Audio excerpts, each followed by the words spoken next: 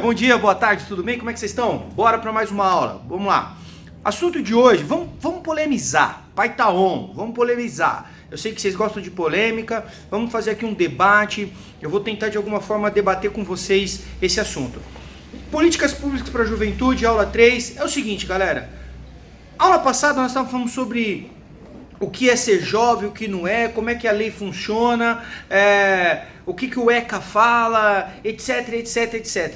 E um assunto polêmico, mais importante de a gente tratar aqui, por exemplo, é a questão da maioridade penal, né, que está totalmente ligada ao jovem. O que é maioridade penal, professor? Calma, professor, explica. Maioridade penal é o seguinte, é do momento, segundo a lei, que você se torna putável ou imputável de um crime. Mas o que é imputável? Imputável é aquele que não se pode considerar sanções penais. Você entende o ato que ele fez, ele entende o ato, mas não se pode julgar o porquê, de acordo com a idade dele. No Brasil, segundo a Constituição Federal, o jovem ele é imputável até os 18 anos. A partir dos 18 anos, ele responde pelo crime. Antes dos 18 anos, não é crime, é ato infracional. E as penas são penas socioeducativas determinadas lá no ECA, né?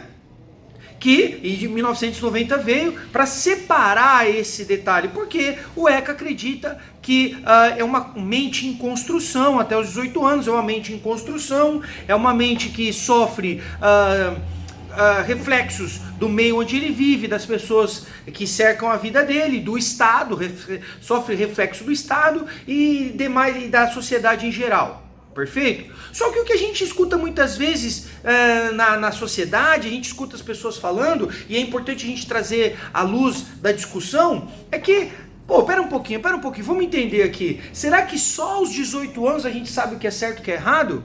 Será que o jovem com 16 anos já, que é a proposta que paira aí, será que o jovem aos 16 anos não sabe já o que é certo e o que é errado? Eu te pergunto, quantos anos você tem? E você sabe que é certo e que é errado? Ou só aos 18 passa a saber? Discussão, né? Olha aí, é essa polêmica que eu quero trazer à luz da nossa aula. Bom, vamos lá. Aqueles que dizem que só aos 18 e defendem o que já vem trazendo a nossa lei, é por conta assim, pera um pouquinho.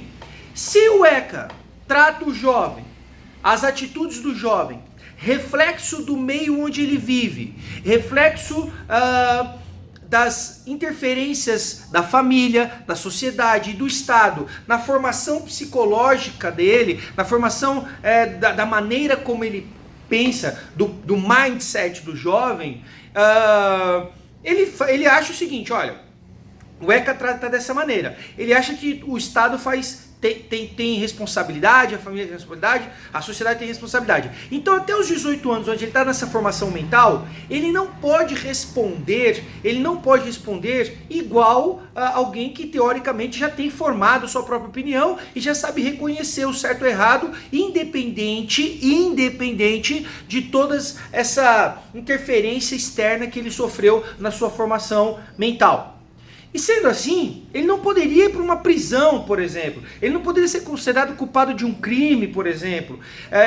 E o culpado que eu digo, a ponto de sofrer as sanções que o Código Penal, o Código de Processo Penal e de Execuções Penais, né, o Código de Execução Penal, impõe, que seria a prisão, da maneira como a gente conhece aí, com todo mundo, etc, etc, etc. Por quê? Porque, inclusive, essa prisão poderia ser prejudicial, ou mais prejudicial, àquele jovem ou aquele adolescente que cometeu aquele ato infracional, que não é crime. Antes dos 18 anos ele não comete crime, ele comete ato infracional. Então poderia, em outras palavras, segundo alguns defendem, esse jovem poderia até piorar caso ele pudesse ser preso ou fosse levado a conviver determinado tempo, determinado prazo com pessoas mais velhas numa prisão comum.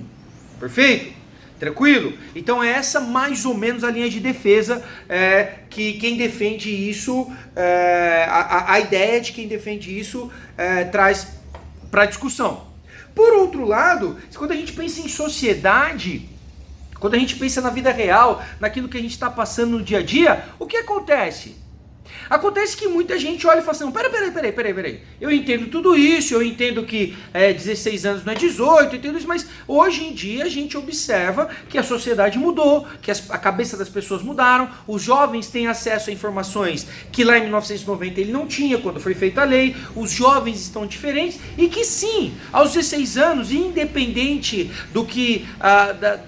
o que vem de maneira externa para ele, independente da interferência do Estado, da sociedade, da família, ele sabe dizer o que é certo e o que é errado. E por isso, como ele sabe dizer o que é certo e o que é errado, por isso ele tem que pagar igualmente, ele tem que pagar de igual tamanho pelos atos errados que ele cometeu, desde que eles sejam crimes. Então assim, trocando em miúdos, o jovem sabe o que ele está fazendo. E se ele sabe o que ele está fazendo, ele deve pagar pelo crime que cometeu e não mais pelo ato infracional. E acredita-se que essa idade, uma idade bacana para pensar nisso, seria a partir dos 16 anos, ok? Então, teria que alterar a Constituição Federal, o que não é um processo muito fácil, embora possível, mas teria que diminuir essa idade estabelecida na Constituição Federal para 16 anos. Okay? E aí, a partir dos 16 anos, ele poderia responder pelos crimes igual uma pessoa de 18, né? Inclusive, teria acesso e direito a outras questões, a outras coisas que pessoas de 18 anos têm e ele não. Perfeito?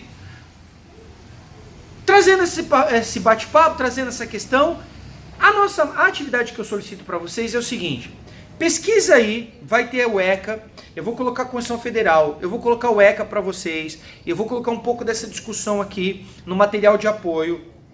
E primeiro, eu quero, presta atenção, mal acabado e princesa, presta atenção.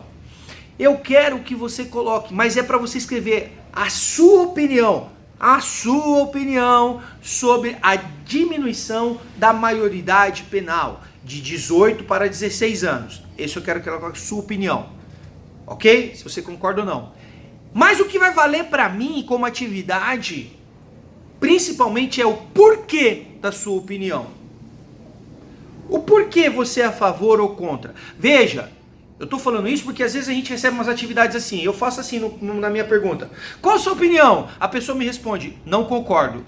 E manda atividade. Não é isso que eu quero. Atividade não é o que eu quero avaliar, não é se você simplesmente concorda ou não concorda, e só. Eu quero que você desenvolva essa ideia. Eu quero que você diga para nós por que você concorda ou por que você discorda dessa opinião, dessa diminuição da maioridade penal. Lembrando que a nossa matéria é políticas públicas para a juventude, e esta sim é uma política pública para a juventude. Vocês acham que, como política pública para a juventude, como interferência do Estado na tua vida, faz bem esta lei? É bom para o jovem ele saber que até os 18 anos ele não paga entre aspas, né? Ele não paga igual um adulto pelo crime que cometeu, qualquer ato que ele cometer é ato infracional e ele vai sofrer medidas socioeducativas, né? Socioeducativas, podendo sim a ser levado à Fundação Casa. Ok, ele pode ser levado à Fundação Casa no limite de 3 anos. Mas, veja, isso é independente do que ele cometer. Vocês acham que isso, como política pública, é bom para o jovem ou não? Bom para o jovem é saber o seguinte: aí, irmão, vem comigo, presta atenção. Se você for andar fora da curva aqui, se você fazer alguma coisa errada, você vai pagar de igual tamanho, igual a todo mundo. Vocês acham que diminuiria o índice de crimes cometidos por jovens e adolescentes se essa lei mudasse? Perfeito? Então é isso que eu quero saber de você. A atividade especificamente não é só se você é contra ou a favor, mas a atividade é o porquê. Fechado? Tamo junto, bom te ver. Beijo, até a próxima aula.